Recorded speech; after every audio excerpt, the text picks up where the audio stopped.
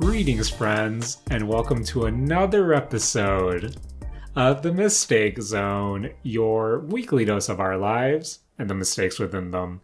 My name is Jaren Wade. Joining me, as always, one of my best friends in the whole wide world, Matt Alba. Hey, Matt. Yo. How are you doing? Yo, I'm doing good. Matt, That's great. I'm on Steam, and I got a notification that APB Reloaded is having a Valentine's event 2023 that ends on Wednesday, February 22nd. Matt did not know APB Reloaded was still in service. I thought that game died. Matt, you know us, we have a special relationship with APB Reloaded. That was some fun times back in the day, Matt. And part of me wants to jump back in. I feel like I have this feeling when it comes to a lot of old MMO / service games that I played in the past, where I want to jump in just to kind of browse around. But Matt, there's a part of me that feels the FOMO of, oh, I didn't stick with this game for the last 2, 3, 4 years. Even though it's a jog down memory lane, I'll know I have nothing that could have been something if I were to stick with it like a 9-to-5 job. But that's part of the reason why I'm kind of skeptical to jump back into APB Reloaded just to browse, just to see what the hub area looks like, just to see if my character with my custom Squirtle and Pikachu, hoodies that I made still exists there. But Matt, do you want to jump back into APB Reloaded? Jaren, I always want to jump back into APB Reloaded. Jaren, you just have to say the word and I'll hit install on APB, Jaren. Like, if you want to clown around in APB, even if we're just gonna run around and look at like your Pikachu hoodie and my like rip-off Saints Row look, I'm down, Jaren. Matt, that is a enticing invitation, but unfortunately, I'm still deep in that Dead Cells. Matt, I played some more Dead Cells over the past few days, and I think it really rejuvenated how much I like games with roguelike aspects to it. Mostly because, Matt, you know me, it's so hard for me to finish a game these days. Like, when I think about Pentiment and Hi-Fi Rush and Bayonetta 3, a younger Jaren would have just went hard, went ham on those games trying to finish them. But, nowadays, Matt, too much going on, too much things to catch your attention, and a game that I might have taken, 2-3 days to finish takes 2, 3, 4 weeks. I think back to something like Persona 5 Royale, and that took me like the whole summer to finish, just on and off, starts and stops. And I feel like with the roguelike genre, it's this idea that a successful run, front to back for me in Dead Cells takes anywhere. I'm not good at the game, man, but if I do a successful run, that's 40 minutes to an hour, and that's my chunk. And of course, if I'm being a baddie and I die, that's just a few minutes here and there, where I like the idea of a roguelite just because it feels like not only is one sitting giving me the feeling of a meaningful gameplay experience, but it's the chase, Matt. I'm able to build upon my character, get some sort of progress to contribute to my character overall, where it feels like I'm actually spending some meaningful time, even though I might be dying within the first couple of minutes. And I think that's what I really like about something like Fortnite, where sure, even if the battle pass you can say is really, anti-consumer, and the fact that you're jumping in with 100 people and you aren't guaranteed to win. It's the fact that I can just jump in, do my dailies, do my weeklies, get something done, and then bounce out and still feel like I made some sort of progress. Where that's why I like the idea of a roguelite. And I feel with Dead Cells, it's making me want to, again, double dip into Hades, get that on the Steam Deck. Just because when I think about my peak, my prime roguelite experience, I do relate that to Hades, and I just can't wait for Hades 2 to come back. But yeah, Matt, been playing Dead Cells. I completed a few runs here and there. Matt, remember that artifact type thing that, you told me about last week where, oh, here's your passive, you can't get a new boss cell. I think my first run that I ever completed, I had the artifact or whatever it's called for the toxic one, where toxic or, whatever the toxic pools, they don't damage you anymore, but they'll, heal you if you stand in them. But of course, if you take that, you don't get the boss cell, Matt. Took that artifact, didn't enter the toxic sewers, finished that run, didn't get a boss cell, and I thought, wow, I legit wasted that. Well, and Matt, for some reason, it took me a couple of hours before I fully realized that I wasn't taking the, you get one free revive, mutation.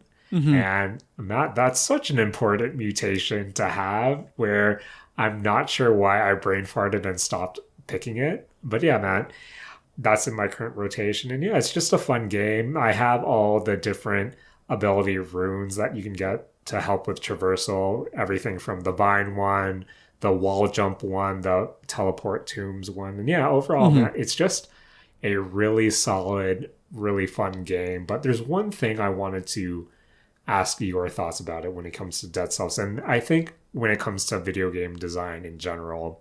So in Dead Cells, when you're in a hub area and you're going to pick which room you want to go into for your next biome or which world or whatever, you can go to a door and then it will tell you, hey, you need this piece of DLC to access this door. And what do you think about that implementation? Where do you want to see, let's just take the Dead Cells example. Do you want to see a door to the DLC in the world when you don't have the DLC? Or would you want it kind of just removed until you actually own the DLC? Do you want to see that path there? Or if you don't own it, or do you just want it to be separate? I think I would want it there, just so I know that if I want it, all I have to do, Jaren, is open up the old wallet and just buy my way through that door. Because I feel like if it's not there, one, you're missing out as a developer, you're missing out on basically just advertising that it exists. But two, I also feel like if you don't know it exists and you just I don't know if it applies so much for Dead Cells, but maybe more so towards games with a long-term thing, kind of Monster Hunter-y, because that's what's on my mind right now. You'd be looking up builds or whatever and not know that there's a DLC that you're missing. I could see that happening. So I think having an in-game notification that there's a DLC that exists that you can only get once you put out the money, I think that's the way to go about it. Okay. Just so you know it's there, or I don't know. It's kind of weird where I feel like when I see it during a run in Dead Cells, again, it's not game breaking just because, instead of going right, I just have to go back left to take the other door. But I don't know. It's that cold, hard capitalist reminder of, man, gotta pay for more content, man. Gotta pay for more content. But again, I'm playing this on Game Pass right now, and I'm honestly thinking about double dipping just because, again, I think having a Steam Deck makes me more inclined to play roguelites just because it's, hey, I can, do a run before bed and then just go to sleep right after. So I feel like with the Steam Deck in itself, it's a machine that's, perfect for these types of games. And I'm always going to be on the lookout for a new roguelike to try. But Matt, you said the words Monster Hunter. What's going on? Do you have a Monster Hunter update for us? Jaren, Monster Hunter is still Monster Hunter. Me and Rakush are hunting those mons. We've hit the point where it's the hard monsters. and Okay. we need to grind them for mats, but we've hit that point where we're like, okay, I don't want to do this monster anymore because they're annoying to fight. We're going to the least annoying monster to fight for whatever mats we need. Right. So, Matt, when it comes to, since I don't really have experience with the Monster Hunter games, when you're talking about these super hard monster fights, what's usually the time to kill for one of these monsters? It depends. Like at very top end, once you're like going with parties, you're looking at around like the 10-minute mark. Okay. Where me and Rakusha are right now, where we have like suboptimal gear, we're doing it in around, I'd say like in the 15-25 range, depending on the monster. So like yeah, like that's the amount of time like we're devoting to each of these monsters, I guess. That's pretty good. And you're playing, is it Rise? Yeah, we're playing Rise through Game Pass, so no Sunbreak stuff. Okay, so no DLC. Matt, is Rise the one with the grappling hook? Yes. How's that grappling hook, Matt? Oh. I remember when Rise first came out, I had one of my Monster Hunter friends just link me to some of these crazy GIFs of players utilizing that grappling hook. How's the grappling hook in the hands of Matt and Rakush?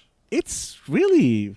I really like the grappling hook, the wire bug as it's called in game, because like it really, one of my biggest issues with Monster Hunter World was traversal for the slower weapons, and having just a grappling hook that grapples to basically air is so good in terms of variety in how you can move and ease of like movement when you're using one of them like heavy boys, because one of the things that I think Rise added in comparison to I guess a lot of the other Monster Hunters is that it added air combat, because it wasn't as valuable before. Like there was really only a few weapons that could really hit monsters consistently while they're in the air, but the wire bug being able to just launch you into the air really adds in terms of I guess just like fun stuff that you can do to maneuver around monsters, even if it is like, to be honest, like suboptimal for a lot of because like a lot of the issue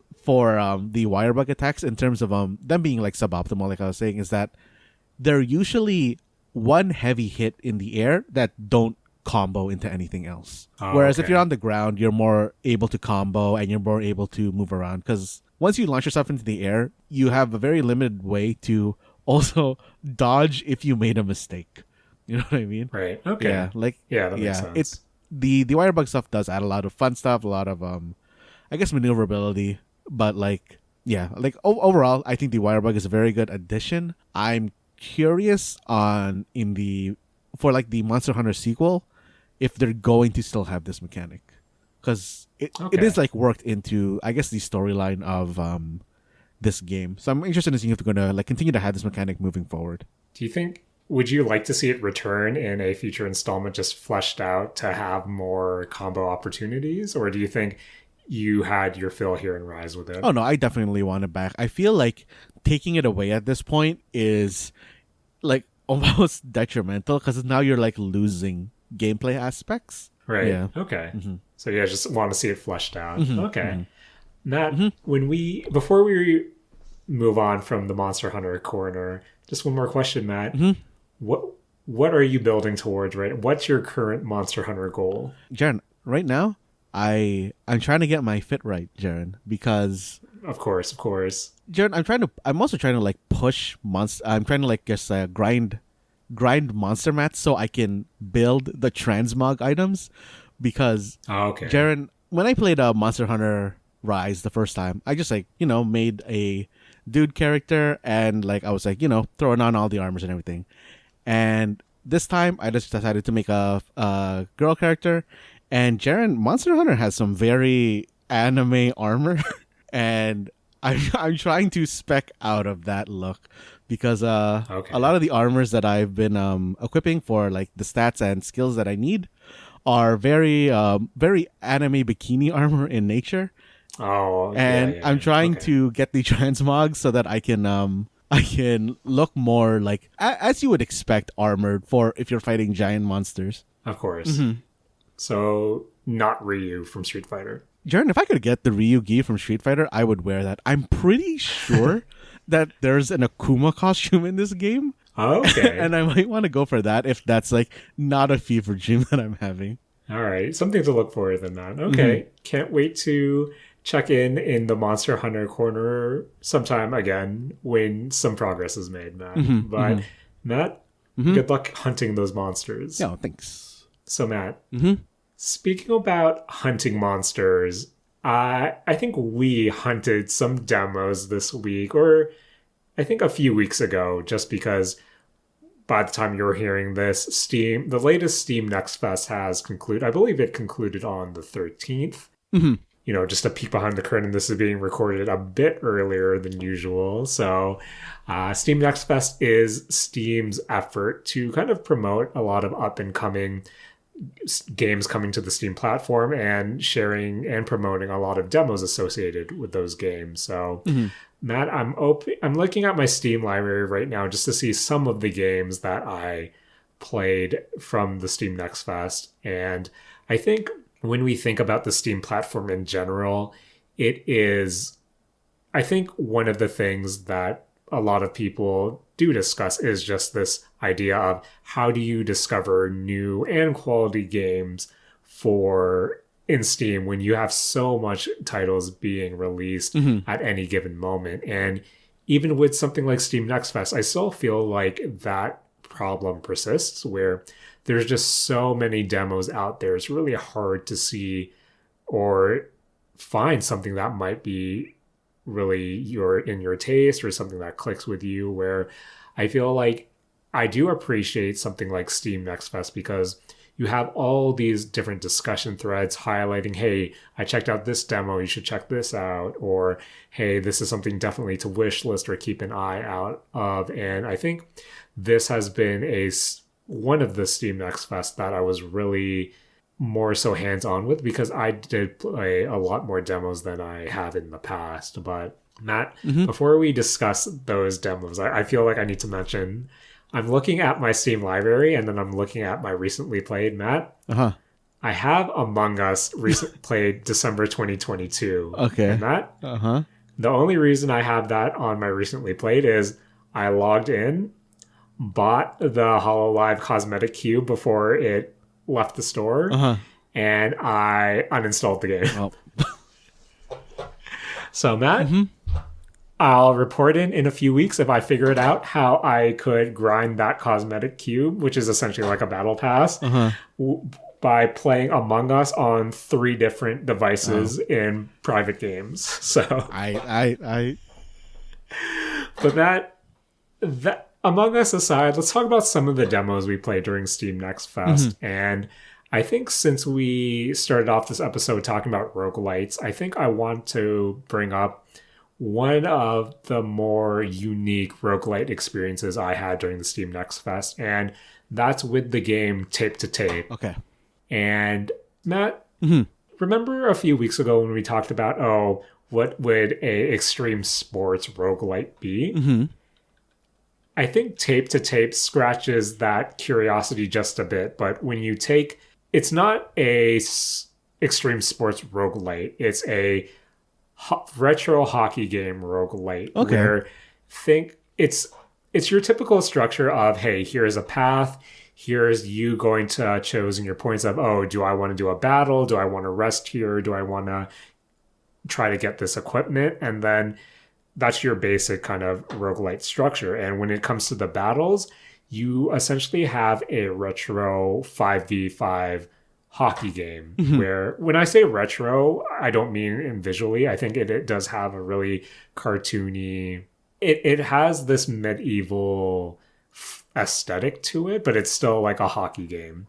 But when I say retro, I mean it's your bare bones. You have the A button on the Xbox controller switches your character.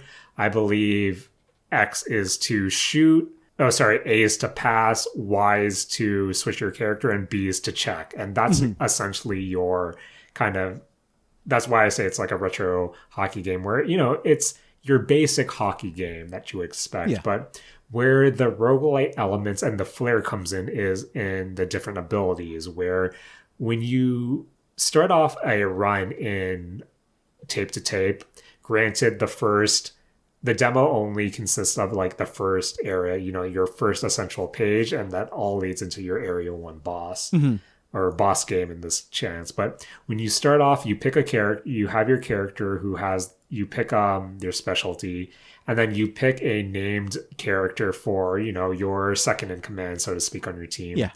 And then they have their own abilities, and then you get 3 NPCs to round off your team. And I'm assuming as you play through and you progress in different areas, you'll get more named characters to add to your squad. But in between, you get different artifacts that serve as passives. These include things like, all the referees will body check the opponent's team, Okay. or you get your stats are greatly increased in the first period, the second period, the third period. Or my favorite is, when you're winning, time goes faster, but when you're losing, time goes slower. Oh, that's a good one. There's a lot of different flavor when it comes to the different passives you can get to tape. And again, since it has that medieval flair, I did one of the kind of scenarios where, do you want to get this item which gives you increased shooting, increased passing, but you are much slower? And then when I finally got into a game, it looked like my character was holding a hockey stick infused with a sword. So that's Nice. kind of the flair you're going to get with this game. But yeah, overall, Matt, again, I'm in this roguelike kick. And I think as someone who would have preferred the sports battle to maybe be something like an NBA Jam, I'm still digging tape to tape from what I played from it. It's a demo that has a normal mode, and when you finish it, you can unlock the hard mode as well. But I can definitely see myself playing this in the future just because the hockey feels tight enough, but I really do like how it is this more unique take on this, this genre that I've become to love with now that I have a Steam Deck as well. So yeah, tape to tape is definitely something that I have wishlisted, and I can't wait to play more when this eventually comes out. Nice.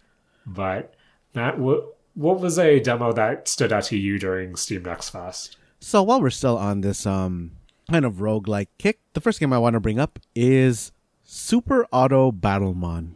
Okay. Jaren, this is a Autobattler game that's essentially Pokemon. Okay. The general gist of this game is that just like tape to tape that you mentioned, it has that classic roguelike system where you're just kind of like picking a node on like a branching path to like pick, do you want to do a battle? Do you want to rest? Do you want to like have like the mystery event type thing? Yeah. And at each node, you are facing in essence, a bunch of wild monsters. And you yourself are also building a team of monsters. You are able to hold, I believe it's like 10 or 12 monsters. I can't exactly remember, but you deploy 4 of them in a arrangement, and then they will auto battle the other monsters that you are fighting on this node.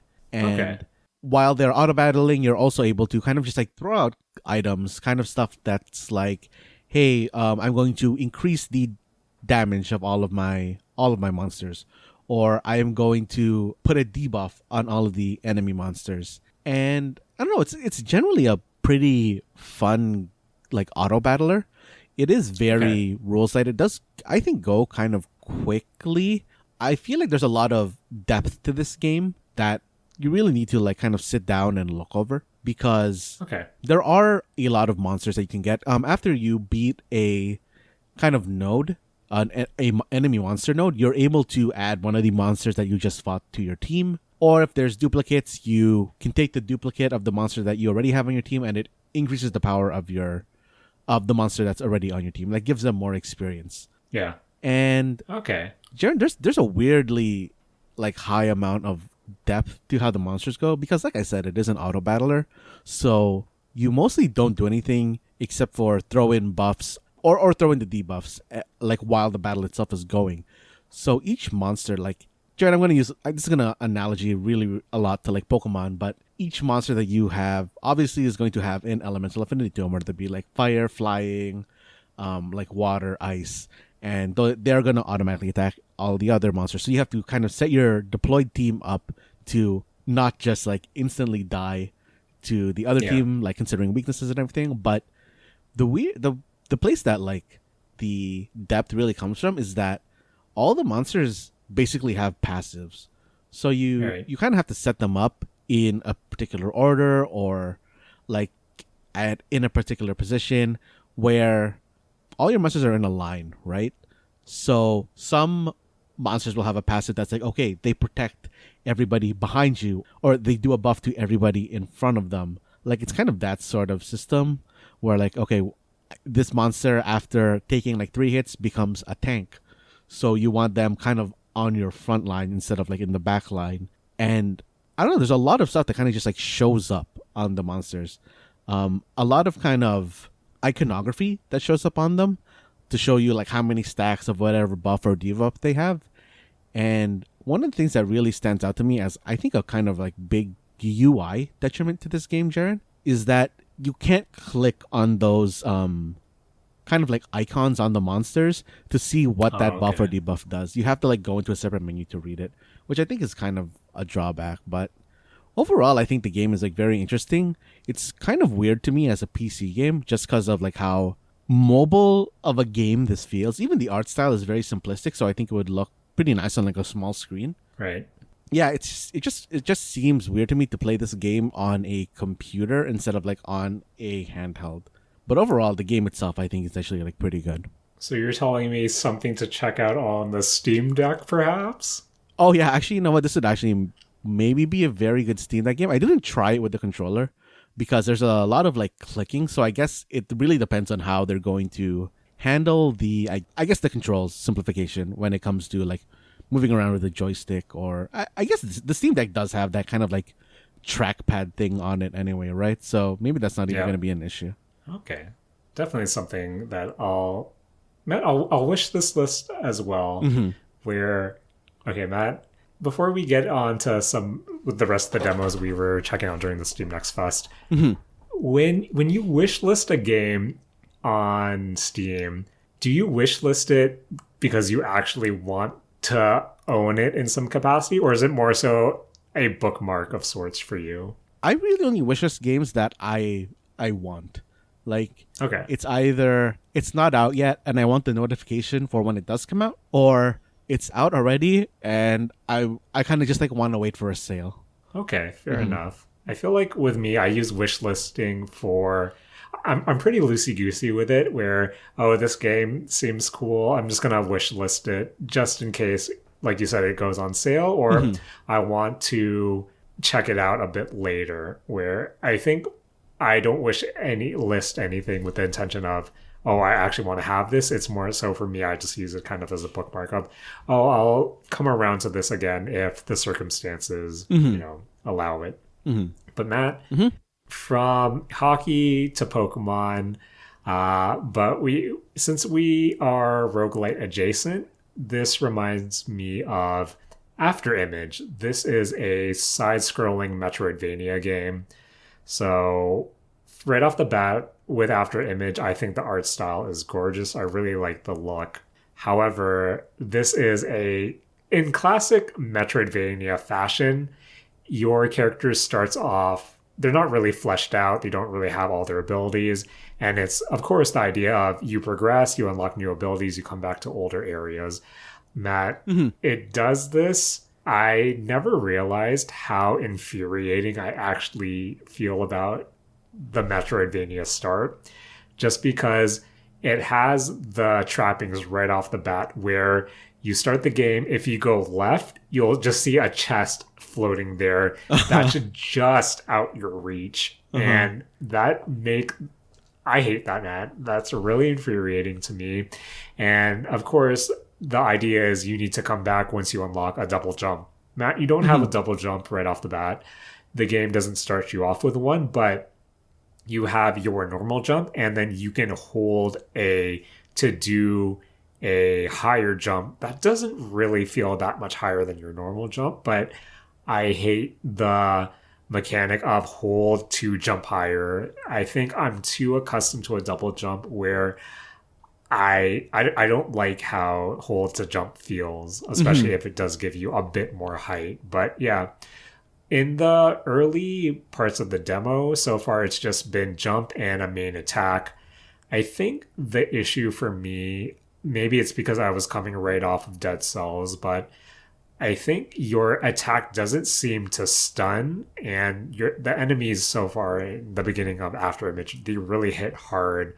Where without a reliable dodge, you don't have a shield, you don't have a parry mechanic. It really like it makes those first few enemy encounters awkward because it's really hard to do the tried and true, hey, 2 hits, then I'm out of there, whether I hold my shield up, whether I dodge, that tried and true bread and butter combo, you don't have a reliable out. And I kind of stopped playing and went back to Dead Cells when the combat just didn't, gel with me. I'm hoping that once you do unlock a lot more abilities, you flesh out your weapon kit, I think this game does show promise, but I personally wasn't in the right mind playing the After Image demo, so it didn't really connect with me. But maybe that's something I'll check out in the future if the price for me is right. But yeah, right now it's not something that's a immediate purchase for me, but it looks good at the very least. So I saw this game as well on the Next Fest, and I fully agree that this game looks gorgeous. Like the art style in it is amazing. But one of the things I was actually concerned about, I don't know if like this is really an issue or not, or if it's just something that I had in my head. So I want to know if like you maybe felt something about this. I thought that a lot of the art looked like it could become very I don't know if messy is the right word, but like hard to read when you're in like the heat of battle. Like, is that actually a thing? Or is that something that's like not really something to worry about? Again, I played just a tiny bit about the demo, but there's one instance that kind of stood out to me now that you brought up like the potential of being messy.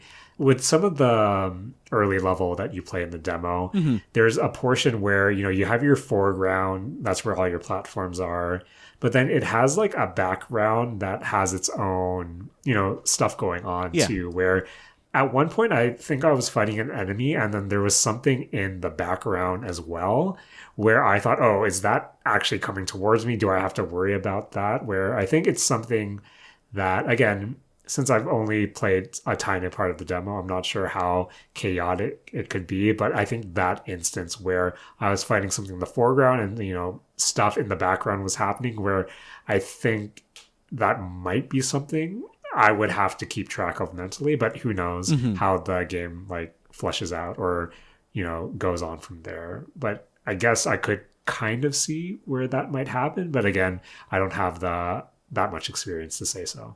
Okay. But yeah, Matt, speaking about good-looking Steam Next Fest games, anything else that was good-looking to you? Jaren, I played a game that is very still roguelike adjacent. It's called Ravenbound. And Jaren, this download was huge. It is a 27 gigabyte demo. Okay. But it is a 3D kind of Norse-ish, I would say, like kind of aesthetic. The general idea of the game is that it kind of has that, kind of traditional generic-y story of, hey, all these gods were kind of chilling one day, and then one of the gods betrayed the rest of the gods and imprisoned them in jails. And then the other gods created an avatar, which is a raven, which is, I believe, the Ravenbound titular character. And they basically inhabit an avatar, and then they are having those avatars fight the minions of the evil gods so that they can release the other gods. Okay. And the way that you get around in this world is actually very interesting because the world is like huge. I'm pretty sure that it's like a randomly generated world, or at least like started as one and then they kind of just seeded it with their own stuff, which is you can turn into a raven and you just fly around, and the flying feels, I think, like pretty good. The only thing that I don't like about the flying is that you can't invert the flight controls for only Raven mode.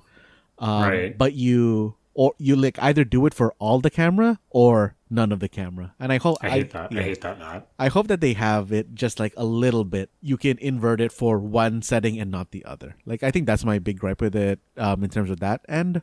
But I think this is a pretty fun game. The controls are kind of Dark Souls-y, where you're attacking with the shoulder buttons and the triggers. Okay. In terms of like combat, the combat is like very weirdly kind of fast paced. Like you have a near instant dodge that goes pretty far. You have a shield that like comes out very quickly.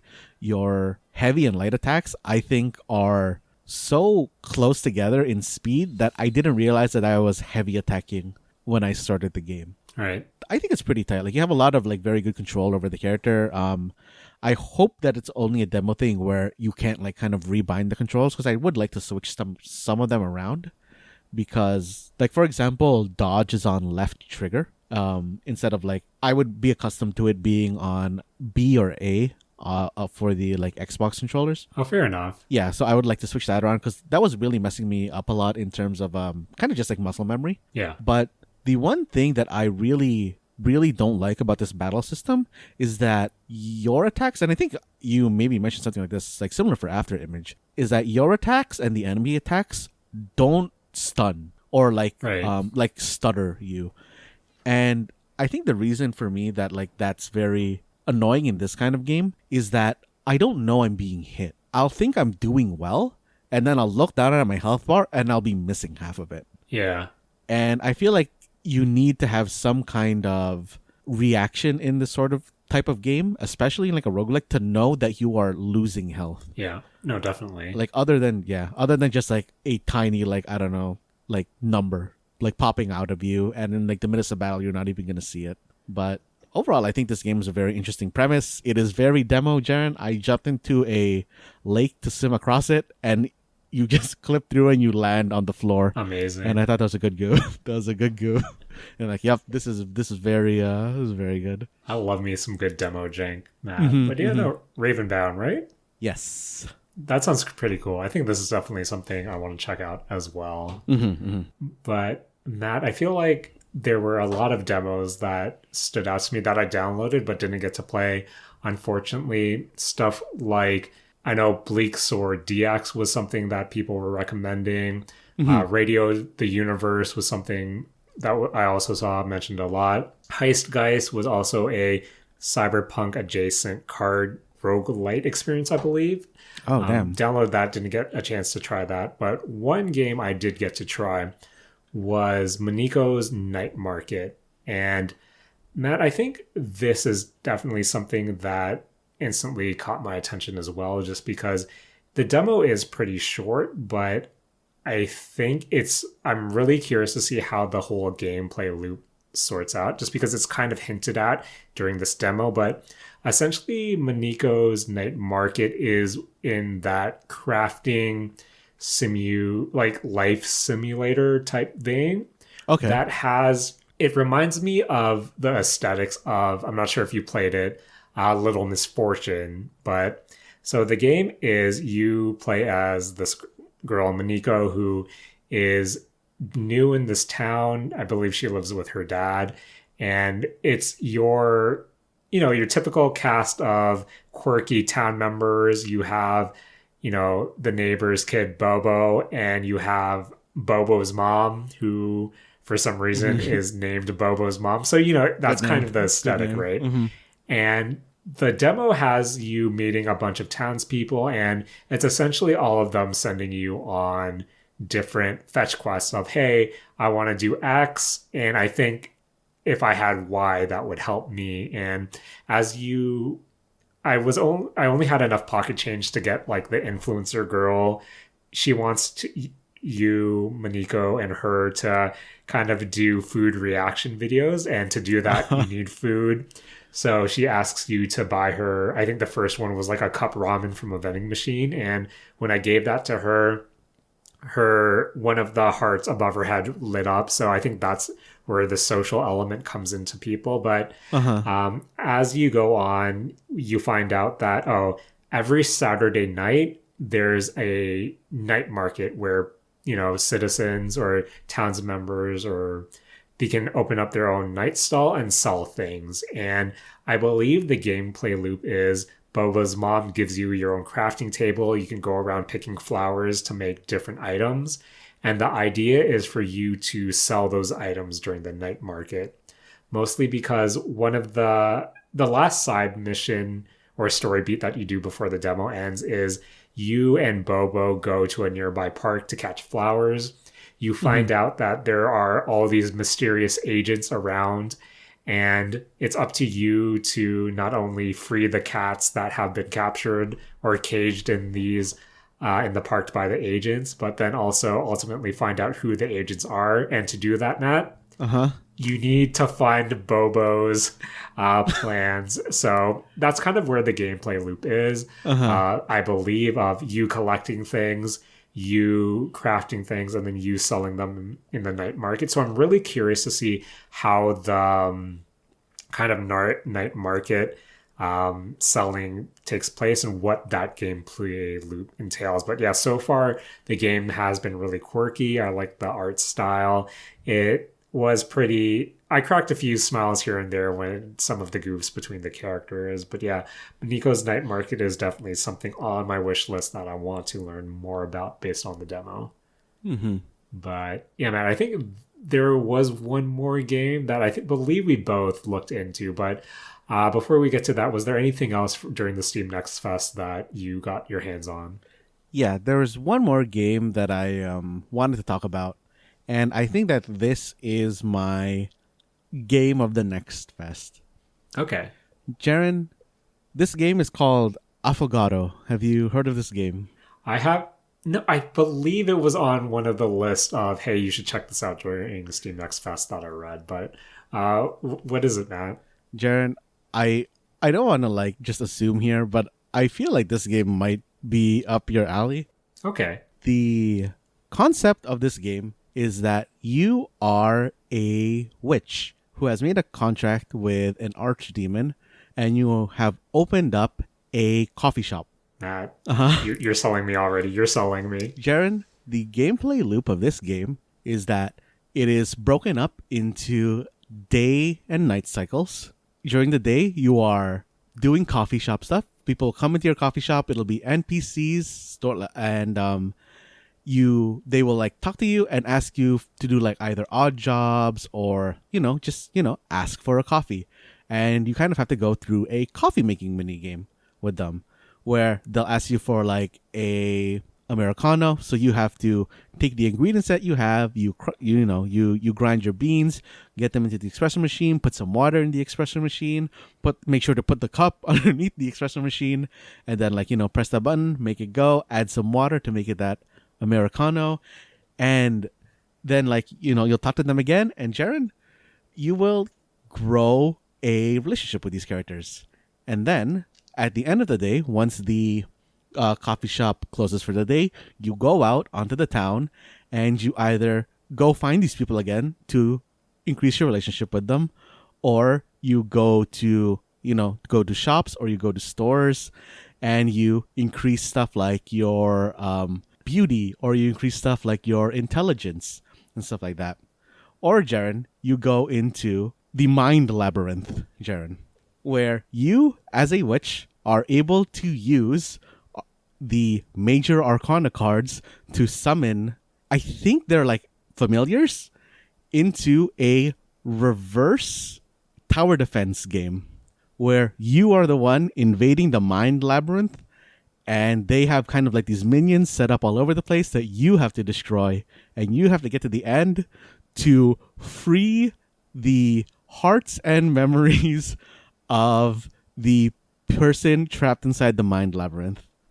Matt, I'm not gonna lie, you sold me on this game. This game sounds really cool, sure. But the thing that I wouldn't say disappointed, but I thought you were going to say, or you can go into the mind labyrinth and it becomes a character action game, to which I would have replied, wait, didn't we pitch this during our Saturday Morning Arcade Season 2? But Jared, oh man. That goof aside, this sounds you're right, Matt. This sounds up my alley, and this really does sound really cool. Jaren, How does it feel when you were playing through it? Jaren, this game was so good. I really, really, actually, genuinely liked the gameplay. Okay.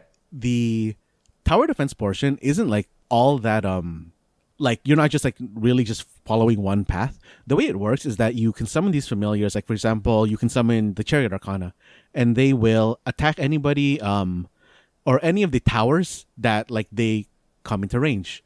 But in front of the Chariot Arcana, oh no, it would be the Strength Arcana who attacks. And then in front of the Strength Arcana, you put in the Chariot Arcana. And the Chariot Arcana is your tank. Like they will, every hit they take, they like kind of like put like a counter on themselves. And then once it hits like a certain mark, they are able to like buff your whole party's like defense. And they're kind of just like going through. And once you hit a crossroad in any of your path, you're able to change the direction that you're able to go. You can go like left, right, up, or down. And they kind of are signified by these arrows on the floor. So if you hit that arrow, you're able to actually even split your party if you want to like send the arrows, because they're all kind of walking in a line, right? So you can split your party up if you want to.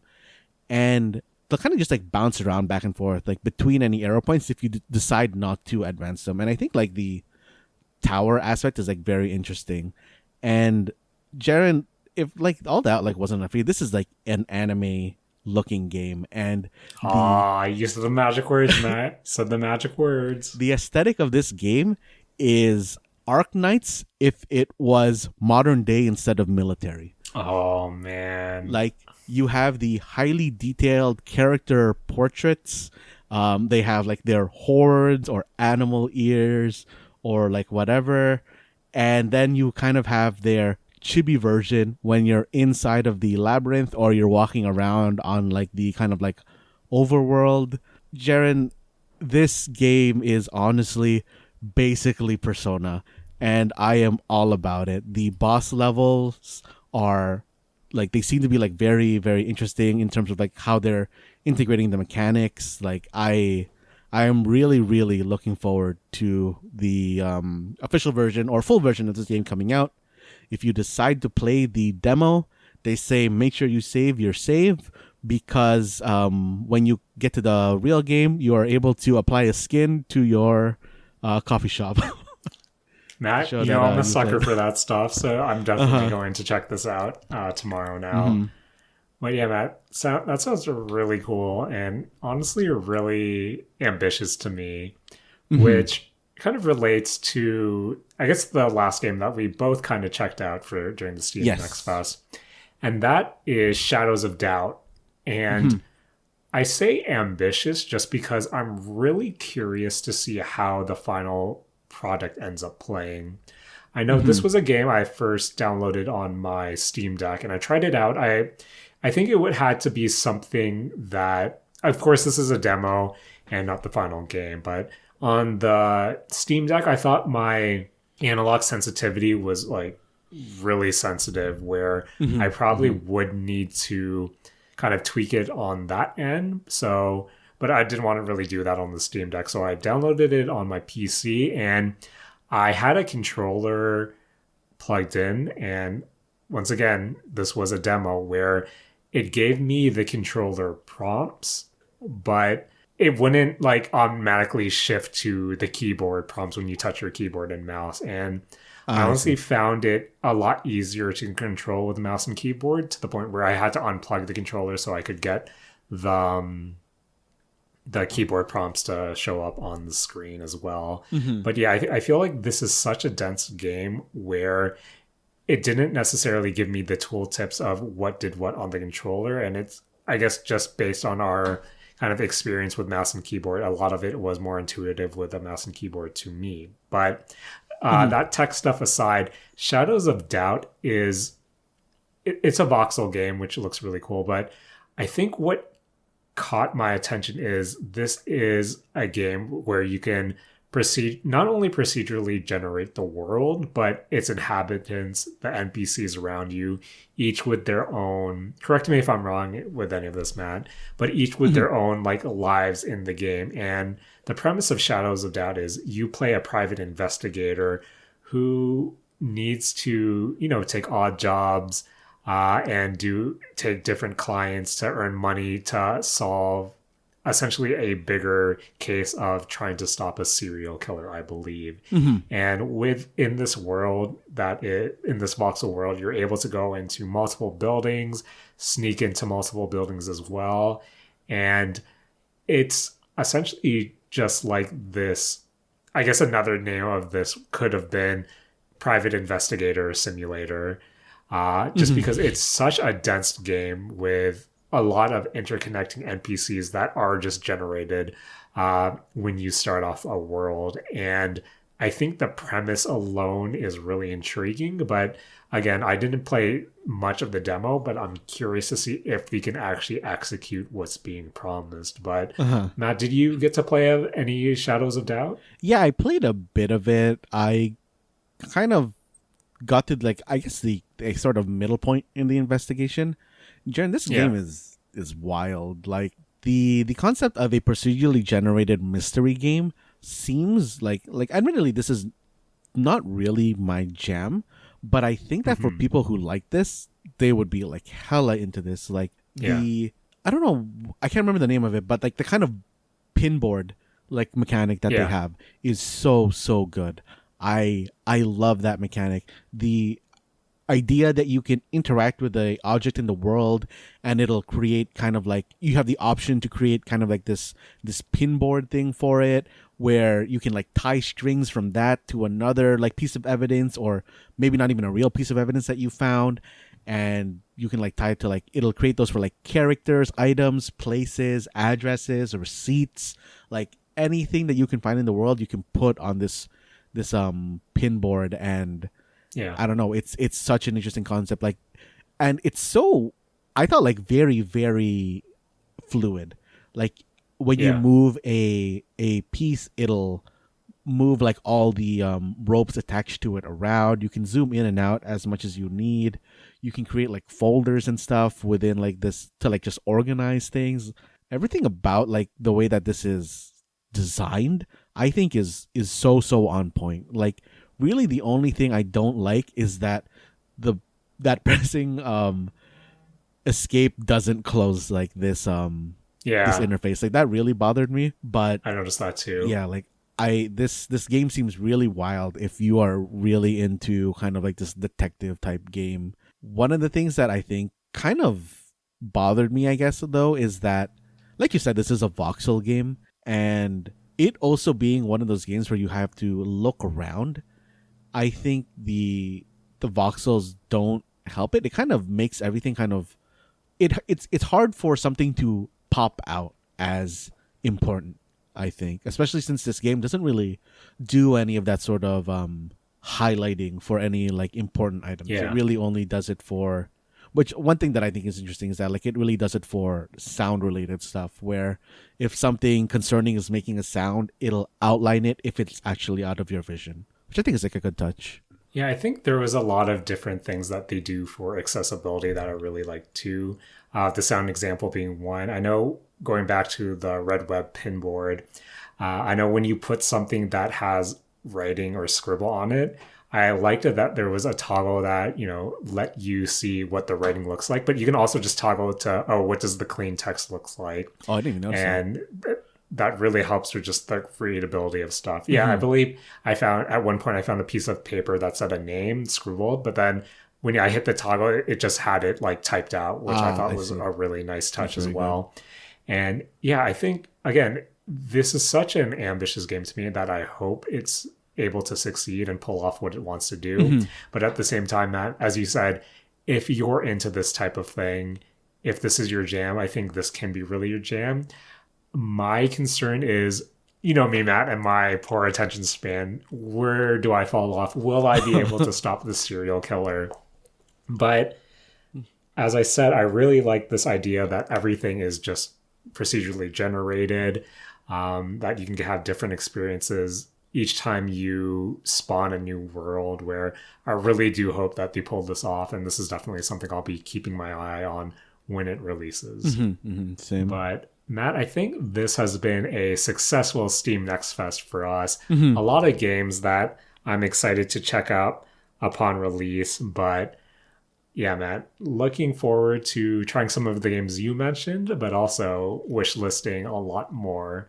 But yeah, as I said before, I think this is a really good opportunity, especially if the devs are able to put out demos just to kind of spread awareness for your game. But again, still speaks to the issue of how do you get that awareness. But I think based on my experience this Steam Next Fest, I think I'm like really excited to see, how these turn out in the future and seeing what kind of games we can get our hands on them. So Matt, we talked about roguelites, we talked about hunting monsters, and we talked about a bunch of demos that, damn Matt, I still can't I can't stop thinking about that witch coffee game. That sounds so cool, Matt. Jared, this game is so good. Oh man. But yeah, those were the Steam Next Fest games that we checked out. We talked about some. We didn't really talk about APB Reloaded. We could have, but one day, Matt. One day. Talked about some Dead Cells. Talked about some Monster Hunter Rise, and Matt. We talked about some of our many mistakes this week. As always, I want to thank you for joining me this week, and of course, editing these episodes. I want to thank all our friends out there for joining us. I want to thank all the devs who were able to put together demos for Steam Next Fest. And I want to thank... I was going to thank Dead Cells, but Matt can't get Dead Cells out of my mind. I think I'm going to do another run right after signing off here. Nice. But Matt, Yep. that has been the Mistake Zone for this week. Please take it away. This has been the Mistake Zone, and we're not all out of Dead Cells runs.